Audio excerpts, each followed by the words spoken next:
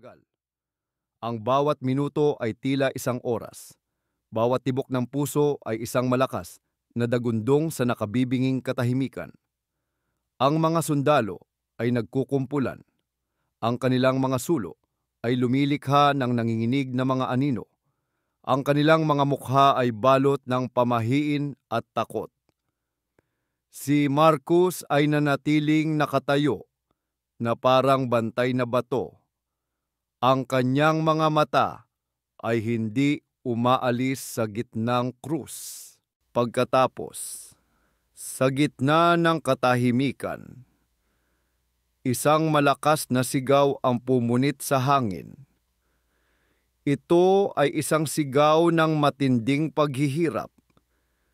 Isang sigaw na tila nagmula sa kaibuturan ng kaluluwa. Eloi, Eloi, lema sabachthani? Ang mga salita ay sa wikang Aramaiko. Ngunit ang sakit sa likod ng mga ito ay universal. Tinatawag niya si Elias, sigaw ng isang tao mula sa dilim. Ngunit naintindihan ni Marcus, ito ay hindi isang pagtawag sa isang propeta. Ito ay isang tanong na itinuon sa langit. Diyos ko, bakit mo ako pinabayaan?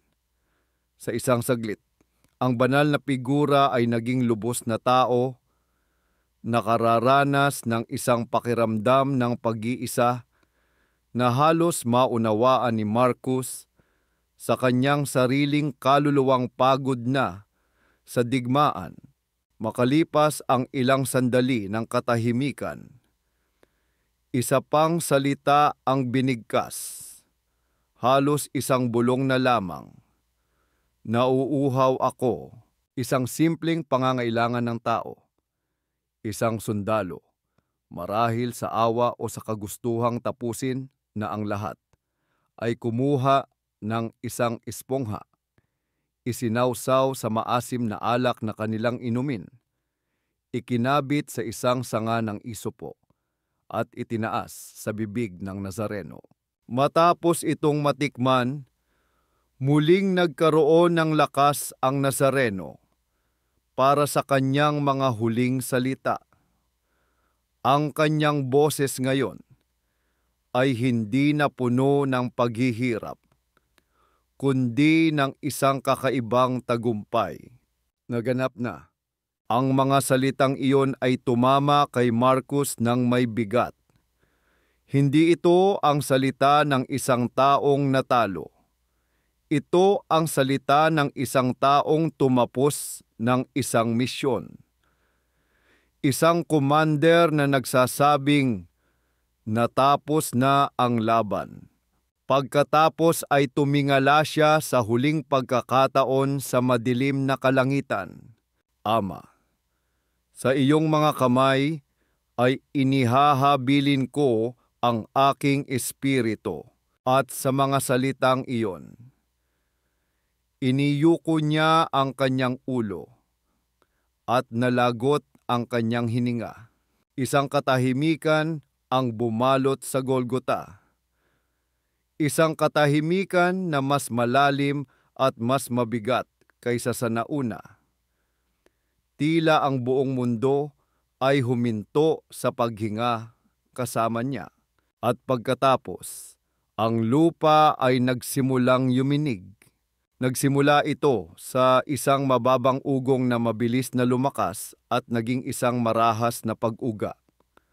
Ang lupa sa ilalim ng kanilang mga paa ay gumalaw na parang alon sa dagat. Ang mga bato ay nabiyak. Ang tatlong krus ay umuga ng mapanganib. Hawak! Sigaw ni Marcus.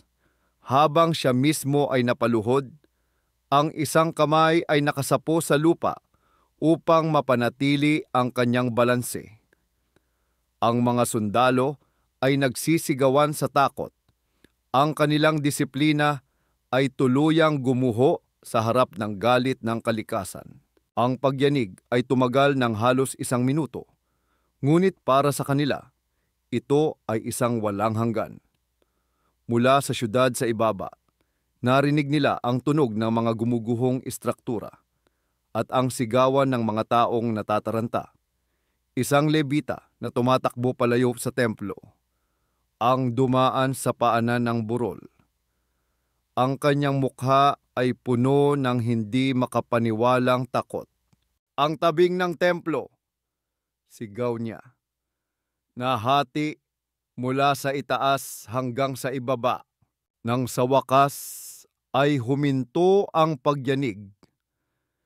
Isang nakakatakot na katahimikan ang muling nanaig.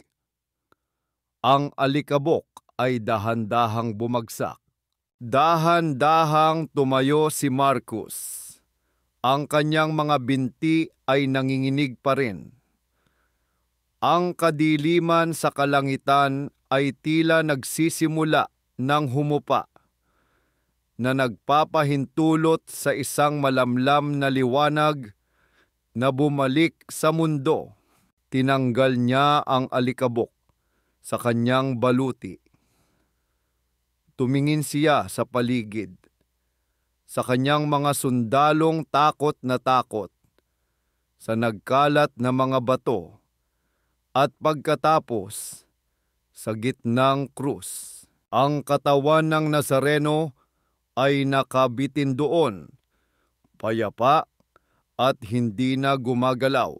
Ang kadiliman, ang lindol, ang nahating tabing, ang lahat ng pag-aalinlangan ni Marcos, ang lahat ng kanyang paghuhoya, ang lahat ng kanyang pagtatangkang ipaliwanag ang mga bagay sa paraang lohikal, ay nadurog at naging abo. Wala nang natitira. Wala nang natitira kundi ang isang katotohanan. Isang katotohanan na napakalaki at nakakatakot. Ngunit ngayon ay kasing linaw na ng liwanag na unti-unting bumabalik. Ang alikabok ay dahan-dahang bumagsak. Inilalantad ang isang eksenang puno ng pagkawasak at nakabibinging katahimikan. Ang lupa ay nagkalat sa mga nabiyak na bato. Ang mga sundalo, na kanina'y puno ng kayabangan, ay ngayon nakatayo o nakaupo sa lupa na parang mga batang nawawala.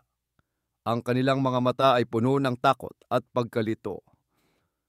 Ang hindi natural na kadiliman ay unti-unti nang naglalaho at isang maputlang liwanag ang nagsimulang tumagos na nagbibigay sa buong burol ng isang hitsurang makamulto.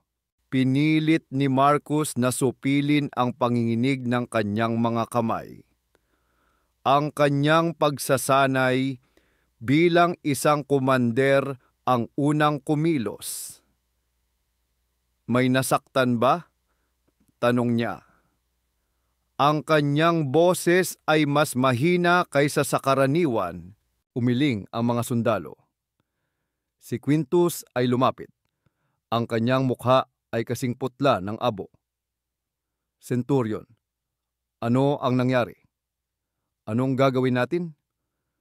Sa kanyang boses, wala na ang dating tiwala sa sarili.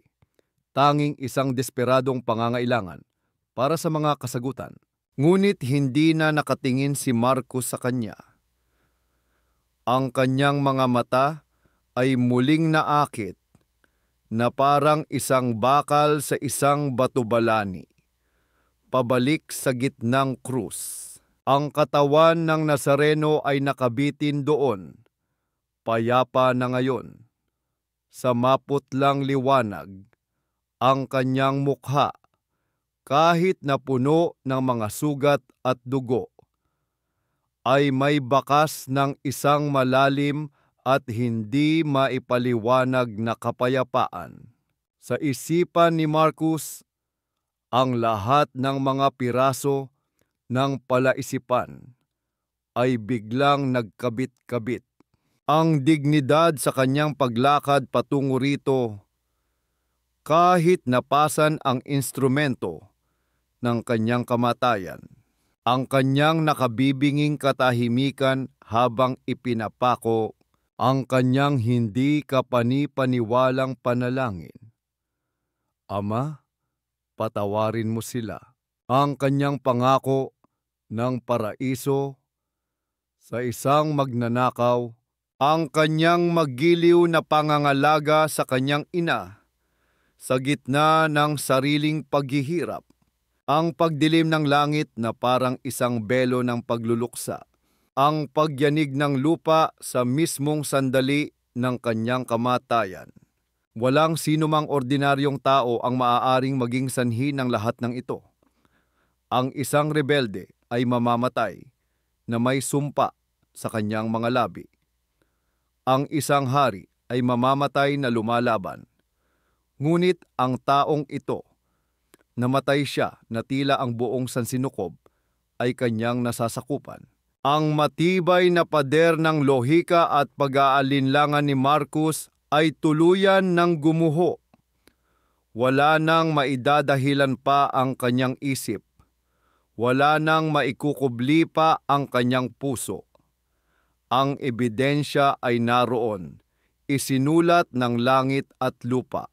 Dahan-dahan siyang lumingon at hinarap ang kanyang mga tauhan na nakatingin sa kanya, naghihintay ng utos ng isang paliwanag. Ngunit ang mga salitang lumabas sa kanyang bibig ay hindi utos ng isang senturyon. Ito ay isang pag-amin, isang pahayag na binigkas hindi ng malakas, kundi may bigat ng isang katotohanang hindi na niya kayang itanggi. Ang kanyang boses ay binago ng pagkamangha at ng isang sagradong takot. Tunay ngang ang taong ito ay anak ng Diyos. Ang mga salita ay lumutang sa tahimik na hangin. Napatingin si Quintus at ang iba pang mga sundalo sa kanya na parabang siya ay nabaliw. Ang kanilang senturyon, si Marcus Valerius Aquila, ang veterano ng Germania, ang taong kinatatakutan at iginagalang dahil sa kanyang katigasan, ay nagsasalita ngayon ng mga salita ng pananampalataya ng mga Hudyo. Hindi na sila pinansin ni Marcus. Hindi na mahalaga kung ano ang kanilang iisipin. Muli siyang humarap sa krus. Ang lahat ng ingay sa kanyang isipan, ang mga alaala ng digmaan, ang mga utos ng Roma, ang kanyang sariling kapaitan, ay naglaho. Sa kauna-unahang pagkakataon sa kanyang buhay, naramdaman ni Marcus ang isang uri ng kapayapaan. Ang digmaan sa loob niya ay tapos na. Hindi na siya isang berdugo, isa na siyang saksi. Ang maputlang liwanag ay mabilis nang nagiging kulay kahel, isang hudyat na malapit nang lumubog ang araw. Alam ni Marcus kung ano ang ibig sabihin nito. Malapit na ang Sabat, ang araw ng pamamahinga ng mga Hudyo. Ayon sa kanilang batas, walang katawan na maaaring manatiling nakabitin sa krus pagsapit ng gabi, lalo na sa isang banal na araw. Ang kamatayan ay kailangang pabilisin. Hindi nagtagal. Isang dekuryon ang humahangos na umakyat sa burol. Dala ang isang mensahe mula sa mga punong saserdote na may pahintulot mula kay Pilatos. Senturyon, sabi ng sugo, sumasaludo kay Marcos. Ang utos ay basagin ang mga binti ng mga hinatulan upang madaliin ang kanilang kamatayan. Kailangan na silang maibaba bago magtakip silim. Crurifragium. Ito ang teknikal na tawag sa brutal na gawain. Isang mabigat na martilyong bakal ang gagamitin upang durugin ang mga buto ng binti ng mga nakapako. Kapag hindi na nila kayang itulak ang kanilang sarili paitaas para huminga, ang kamatayan mula sa pagkasakal ay darating sa loob lamang ng ilang minuto. Tumingin si Marcos sa dalawang magnanakaw na buhay pa. Ang kanilang mga paghinga ay hirap at mababaw. Pagkatapos ay tumingin siya sa tahimik na anyo sa gitna ng krus. Ang dating Marcos ay isasagawa ang utos na ito ng walang pag-aalinlangan. Ito ang pamamaraan. Ito ang utos. Ngunit ang Marcos na nakatayo ngayon sa Golgota ay iba na. Ang isiping muling lapastanganin ang katawan na iyon, ang katawan na pinaniniwalaan niyang pag-aari ng anak ng Diyos, ay isang kasuklam-suklam na bagay para sa kanya. Gawin ninyo sa dalawa, utos niya sa kanyang mga tauhan. Ang kanyang boses ay walang emosyon. Lumapit ang dalawang lehyonaryo na may dalang malalaking martilyo. Isang malutong na tunog ng nabaling buto ang umalingaw-ngaw, na sinundan ng isang huling, kakila-kilabot na sigaw ng paghihirap. Pagkatapos, isa pa. Natapos ang gawain sa loob ng ilang sandali. Ang mga sundalo ay nagsimulang lumapit sa gitnang krus. Huwag. Ang utos ni Marcos ay matigas at hindi mapasusubalian. Napahinto sila, nagtataka. Centurion, tanong ni Quintus. Ang utos, alam ko ang utos. Putol ni Marcos. Ngunit patay na siya. Kailangan lang nating tiyakin. Naglakad si Marcos patungo sa paanan ng gitnang krus. Kinuha niya ang isang sibat mula sa pinakamalapit na sundalo. Ang lahat ng mga mata ay nakatuon sa kanya. Itinaas niya ang sibat. Hindi ito isang galaw ng galit o karahasan, tulad ng ginawa niya sa Hermania. Ito ay isang galaw na tiyak, halos maingat. Itinuro niya ang dulo ng sibat sa kanang tagiliran ng Nazareno, sa pagitan ng mga tadyang, at itinulak ito papasok, patungo sa puso. Isang paraan upang matiyak ang kamatayan nang hindi na kailangang durugin ang kanyang mga buto. Ngunit ang nangyari pagkatapos ay isa na namang bagay na hindi inaasahan. Nang bunutin niya ang sibat, hindi lamang dugo ang dumaloy. Mula sa sugat, umagos ang dugo at tubig, magkahiwalay at malinaw, na dumaloy sa malamig na balat ng katawan. Napatitig si Marcos. Sa kanyang buong buhay ng pakikipaglaban, nakakita na siya ng daan-daang sugat. Alam niya kung ano ang hitsura ng kamatayan. Ngunit ito ay iba. Ito ay isang pangwakas na tanda, isang tahimik na himala na para lamang sa kanyang mga mata. Ito ang huling selyo ng kanyang pananampalataya. Isang kumpirmasyon na mas personal pa kaysa sa lindol o sa kadiliman. Ibinaba niya ang sibat. Ang pagyanig sa kanyang kaluluwa ay napalitan ng isang malalim na katiyakan.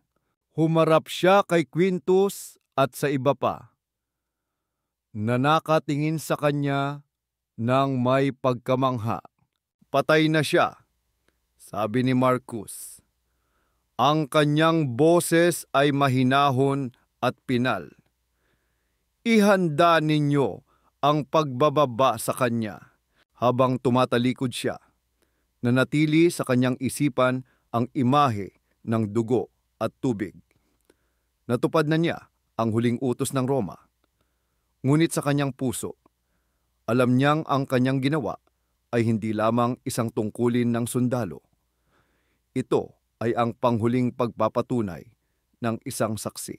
Nagsimula na ang mga sundalo sa huling bahagi ng kanilang malagim na tungkulin, ang pagbababa sa mga katawan. Ang karaniwang wakas para sa mga kriminal na ipinako sa krus ay isang libing na walang karangalan. itinatapon sa isang pangkaraniwang hukay sa labas ng syudad, kung saan ang kanilang mga katawan ay pababayaan na lamang. Ito ang huling insulto, ang huling paalala ng kapangyarihan ng Roma. Akmang sisimulan na ng mga sundalo ang pagtanggal sa katawan ng Nazareno ng isang maliit na grupo ang umakyat sa burol. Hindi sila mga usisero. Ang kanilang mga kilos ay tahimik at may layunin. Nangunguna sa kanila ang isang lalaking may edad, nakasuot ng mamahaling damit ng isang mataas na miyembro ng Sanhedrin. Ang kanyang mukha ay puno ng kalungkutan, ngunit mayroon ding determinasyon sa kanyang mga mata. Diretso siyang lumapit kay Marcus, isang kilos na nangangailangan ng malaking lakas ng loob. "Centurion," sabi ng lalaki. Ang kanyang boses ay kalmado at magalang. "Ako si Jose ng Arimatea, isang miyembro ng konseho." Napataas ang kilay ni Marcus. Isang miyembro ng Sanhedrin, ang mismong grupong nagsumikap para sa kamatayan ng Nazareno. Ano ang kailangan niya rito? Inaasahan ni Marcus na siya ay naroon upang siguraduhin na ang bangkay ay malalapastangan. "Naparito ako," patuloy ni Jose, "upang kunin ang katawan ni Jesus ng Nazaret para sa isang marangal na libing. Mayroon akong pahintulot mula kay Gobernador Pilato." Natigilan si Marcus. Ito ay isang bagay na hindi niya inaasahan. Ang isang tao na may mataas na katungkulan ay isinusugal ang kanyang reputasyon para sa isang hinatulang kriminal. Ang dating Marcus ay pagtatawanan at itataboy ang lalaking ito.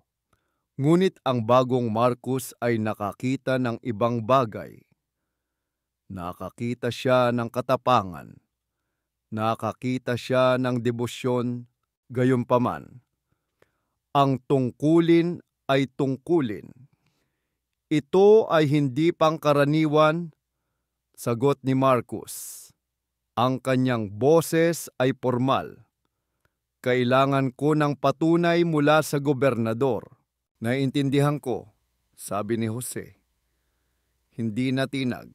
Sumenyas si Marcus kay Quintus. "Pumunta ka sa praetorium. Kumpirmahin mo ang utos na ito mula mismo sa gobernador. Bilisan mo." Habang naghihintay sila, isang kakaibang katahimikan ang namagitan kina Marcus at Jose. Dalawang lalaki mula sa magkaibang mundo, isang Romanong sundalo na nabuhay sa digmaan at isang Hudyong pinuno na nabuhay sa batas at tradisyon.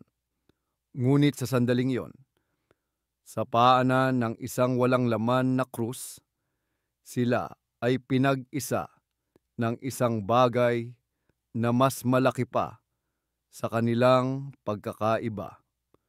Walang salitang namagitan, ngunit mayroong isang tahimik na pag-unawa. Makalipas ang tila walang katapusang paghihintay, bumalik si Quintus, humihingal. "Totoo po, Centurion," sabi niya, puno ng pagtataka. Ipinagkaloob ng gobernador ang kanyang kahilingan. Nagulat pa nga raw siya na ang bilanggo ay namatay na agad. Isang bahagyang pagtango lamang ang sagot ni Marcus. Humarap siya sa kanyang mga tauhan. "Ibaba ninyo ang katawan." Dahan-dahan. Ang huling salita ay binigkas niya ng may diin. Isang babala sa kanyang mga tauhan na gawin ito ng may paggalang. Sa ilalim ng kanyang matalas na tingin, maingat na inalis ng mga sundalo ang mga pako at ibinaba ang walang buhay na katawan. Sinalubong ito ni Jose at ng isa pang lalaki, si Nicodemo, na may dalang malinis na telang lino. Ang mga babaeng sumusunod kay Jesus, kasama na ang kanyang ina, ay lumapit na rin. Ang kanilang mga pagtangis ay tahimik, ngunit puno ng sakit. Pinanood ni Marcos habang maingat nilang binalot ang katawan.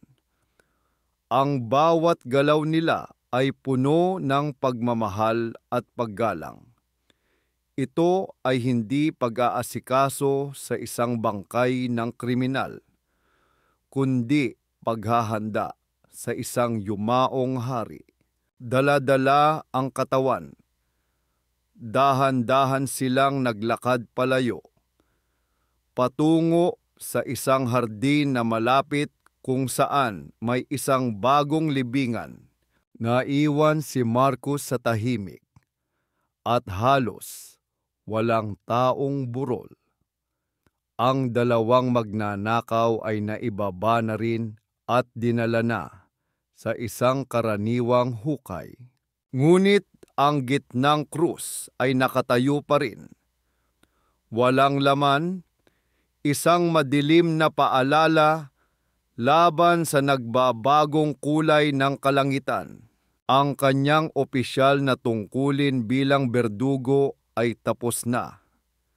Naibigay na niya ang katawan. Ngunit alam ni Marcos na ang kanyang tunay na tungkulin bilang isang saksi ay ngayon pa lamang nagsisimula. Dapit hapon na nang sa wakas ay matapos ang lahat ng gawain sa Golgota. Ang tatlong krus ay nakatayo pa ring nakabantay sa walang laman na burol, ngunit ang mga katawan ay wala na. Ibinigay ni Marcos ang huling utos para sa araw na iyon. Babalik na tayo sa Mug. Ang pagmarcha pabalik ay ibang-iba sa prosesyon kaninang umaga.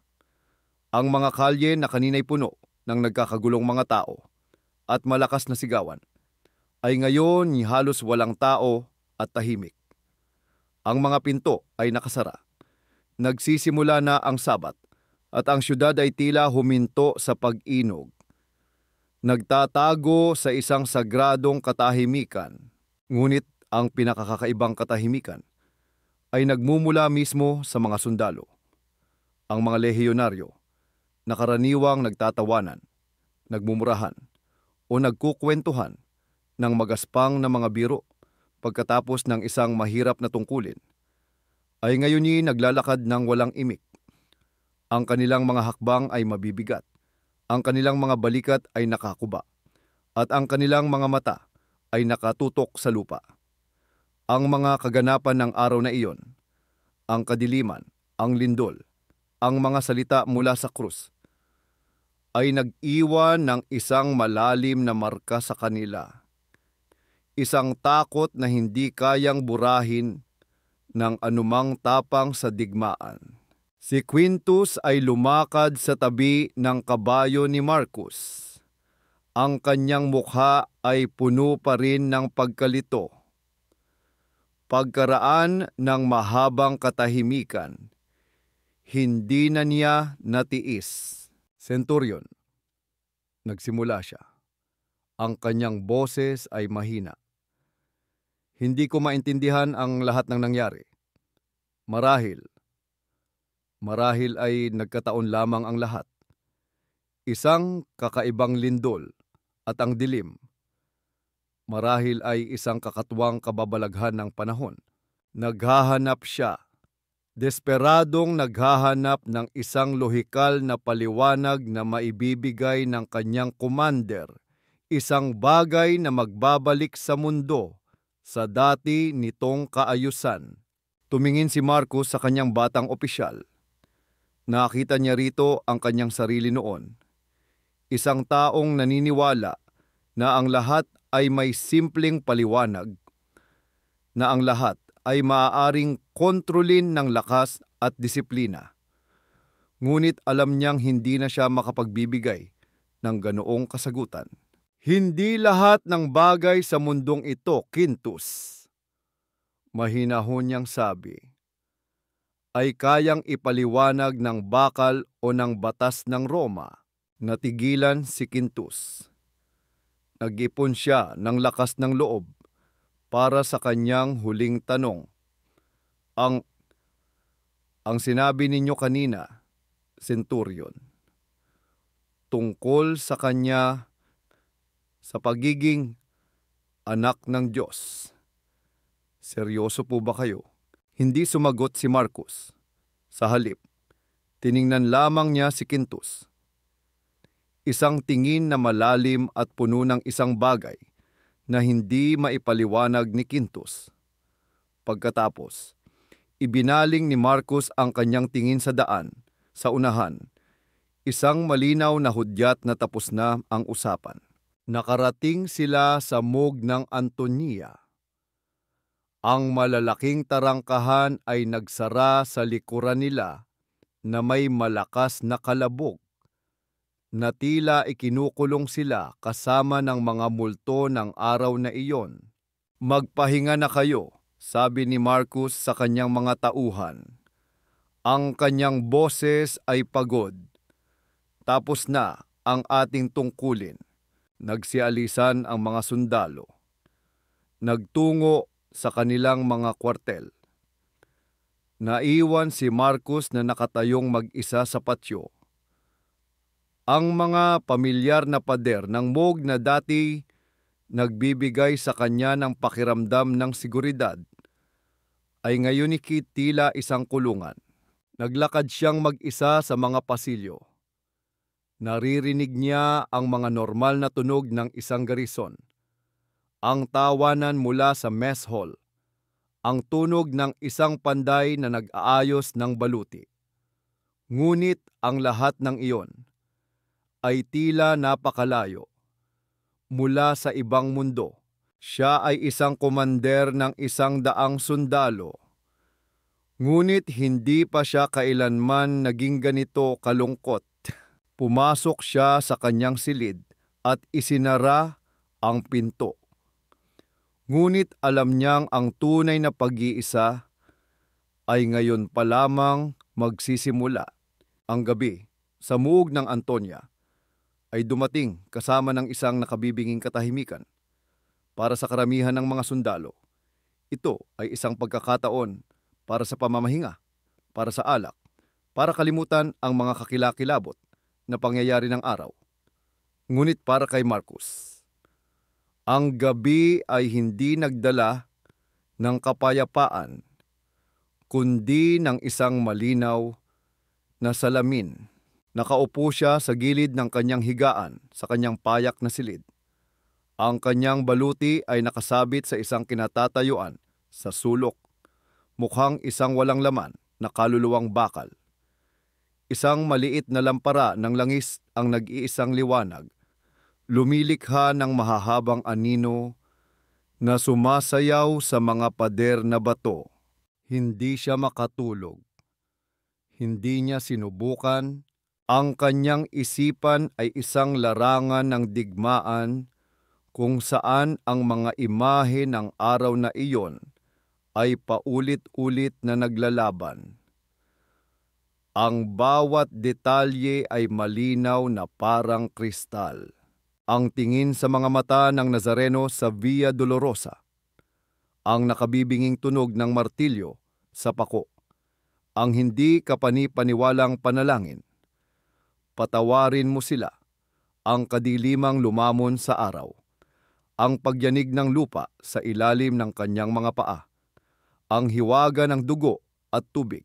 Dalawang katotohanan ang naglalaban sa kanyang isipan. Bawat isa ay kasing tulis ng isang gladius. Ang unang katotohanan ay ang katotohanan ng isang senturyon ng Roma. Pinatay ko ang isang hinatulang kriminal ayon sa utos ng aking superior at ng batas ng imperyo. Gumanap ako sa aking tungkulin.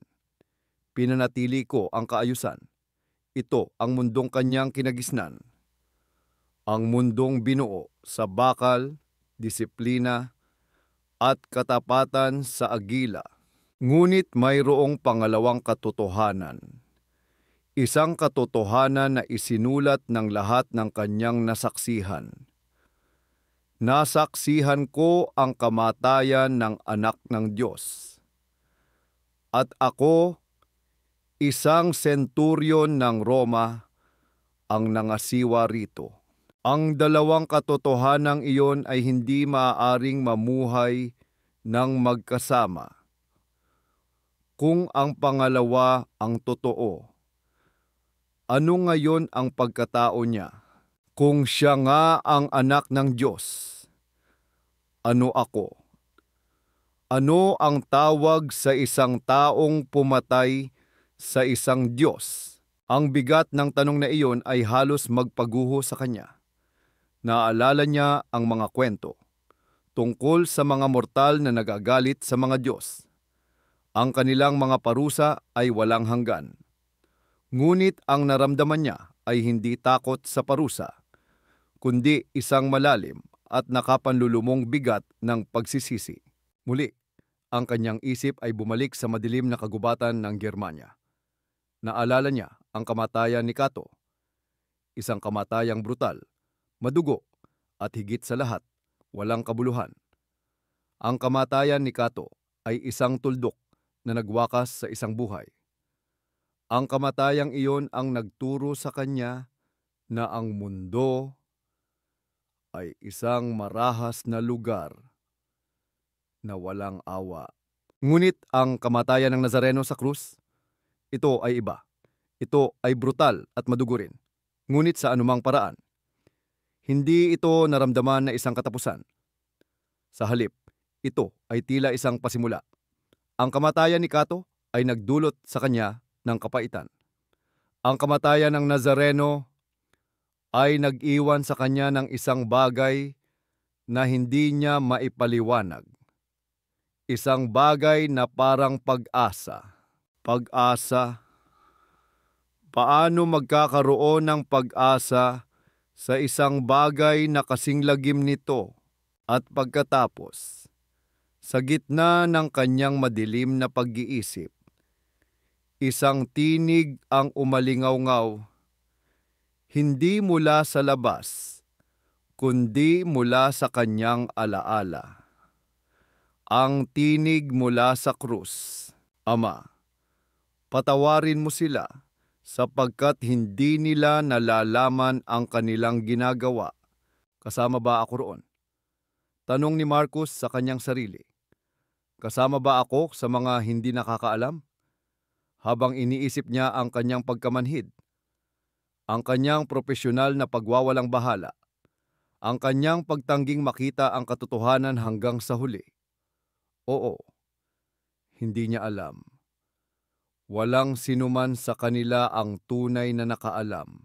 Maaari bang ang pagpapatawad na iyon ay para rin sa kanya? Sa kanya na nagbigay ng mga utos. Ang ideya ay napakalaki, napakaradikal, kaya't halos hindi niya ito kayang tanggapin.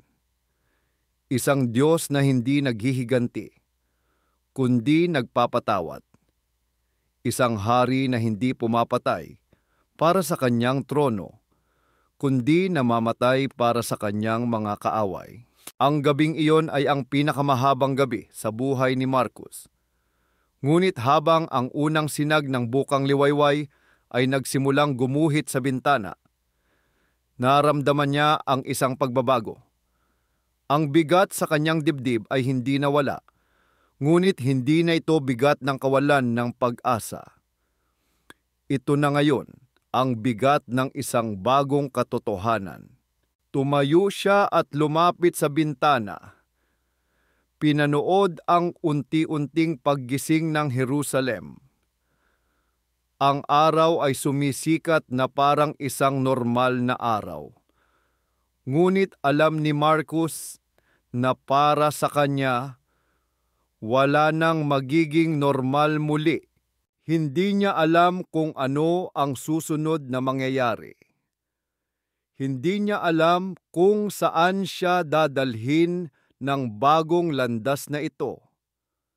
Ngunit isa lang ang sigurado niya. Ang Marcos Valerius Aquila na pumasok sa silid na iyong kagabi ay patay na. At ang taong nakatayo ngayon sa liwanag ng bagong umaga ay ibang tao na. Ang kanyang paglalakbay bilang isang saksi ay ngayon pa lamang tunay na magsisimula. Ang umaga ng Sabat ay dumating na may dalang katahimikan na halos sagrado. Ang Jerusalem, nakahapoy isang maingay na entablado ng karahasan, ay ngayon ni payapa. Mula sa kanyang bintana, pinanood ni Marcos ang pagsikat ng araw. Hindi na niya ito tiningnan sa mata ng isang sundalong naghahanda para sa isang araw ng tungkulin, kundi sa mata ng isang taong nakakita ng bagong bukang liwayway. Isinuot niya ang kanyang uniforme at baluti. Ngunit sa unang pagkakataon, naramdaman niyang ito ay isang kasuotan na lamang, hindi na isang paglalarawan ng kanyang buong pagkatao. Paglabas niya ng kanyang silid, nakasalubong niya si Quintus na tila nag-aalalang naghihintay sa kanya. "Senturyon?" tanong ng batang opisyal. "Maayos na po ba ang pakiramdam ninyo?" Inaasahan niyang makakita ng isang taong balisa o di kaya'y galit. Ngunit ang nakita niya ay isang Marcos na kalmado. Ang kanyang mga mata ay pagod ngunit malinaw. Ang dating tigas sa kanyang mukha ay napalitan ng isang bagay na mas malalim, isang uri ng kapayapaan. "Mas maayos pa kaysa dati, Quintus," sagot ni Marcos, at sa kanyang nangiti. Nakita ni Quintus na ang kanyang commander ay nagbago na. "Ikaw na ang bahala sa muog ngayong araw," dagdag ni Marcos. Hindi ito isang mungkahi, kundi isang tahimik na paglilipat ng responsibilidad. Bago pa man makasagot si Quintus, tumalikod na si Marcos at nagsimulang maglakad palabas ng muog. Naglakad siya sa mga tahimik na kalye ng Jerusalem. Hindi bilang isang mananakop na nagpapatrolya, kundi bilang isang ordinaryong tao. Pinagmasdan niya ang mga gusali, ang mga tao sa kanilang mga tahanan, at nakita niya ang mga ito sa isang bagong liwanag. Ang kanyang mga paa ay dinala siya sa labas ng pader ng syudad, patungo sa hardin kung saan niya huling nakita ang katawan ng Nazareno na dinadala. Doon, sa ilalim ng mga puno ng olibo, nakita niya ang libingan, isang kuweba na inuka mula sa isang malaking bato. Ang pasukan ay natatakpan ng isang napakalaking bilog na bato, at sa batong iyon, naroon ang selyo ng Roma, isang selyo ng pagkit na may sagisag ng agila, isang aroganting simbolo ng kapangyarihan ng imperyo na nagsasabing, "Ang pag-aaring ito ay nasa ilalim ng aking proteksyon. Ang sinumang lumabag dito ay haharap sa galit ng Roma." 2 sundalong Romano ang nagbabantay. Halatang naiinip sa kanilang tungkulin. "Nababantay kami sa libingan ng isang patay na propeta," sabi ng isa kay Marcos, na may mapanuyang nangingiti, para daw hindi ito nakawin ng kanyang mga tagasunod. Hindi pinansin ni Marcos ang kanilang pangungutya. Ang kanyang mga mata ay nakapako sa selyo, ang selyong iyon. Buong buhay niya ang selyong iyon ang kanyang kinakatawan. Ang kapangyarihan, ang batas, ang kaayusan ng Roma. Para sa selyong iyon, pumatay siya. Para sa selyong iyon, namatay ang kanyang mga kaibigan. Ito ang pinakamataas na simbolo ng kapangyarihan sa mundo na alam niya. Ngunit habang tinititigan niya ito ngayon, sa harap ng isang tahimik na libingan, naramdaman niya kung gaano ito kaliit at kahina. Maaaring isara ng Roma ang isang libingan, isip niya, ngunit kaya ba nitong ikulong ang katotohanan? Kaya ba nitong pigilan ang kapangyarihang nagpayanig sa lupa at nagpadilim sa araw? Hindi.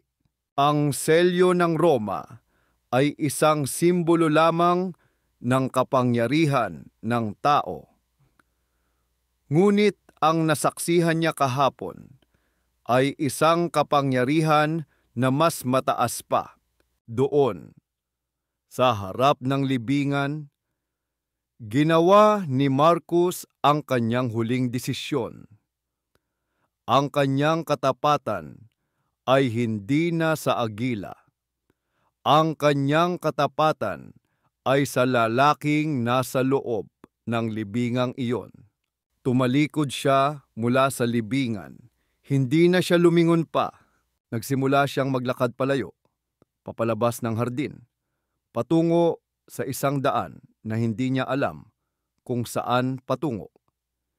Hindi niya alam kung ano ang mangyayari bukas o kung paano magsisimula ang kanyang bagong buhay. Hindi niya alam ang tungkol sa himalang magaganap sa ikatlong araw. Ang tanging alam niya ay ang bigat sa kanyang mga balikat ay nawala na. Ang sundalo ng Roma ay naiwan na sa Golgota. Ang taong naglalakad ngayon sa ilalim ng araw ng Jerusalem ay malaya na. Hindi niya alam kung saan siya pupunta. Ngunit sa unang pagkakataon sa kanyang buhay, sigurado siya sa daang kanyang tinatahak.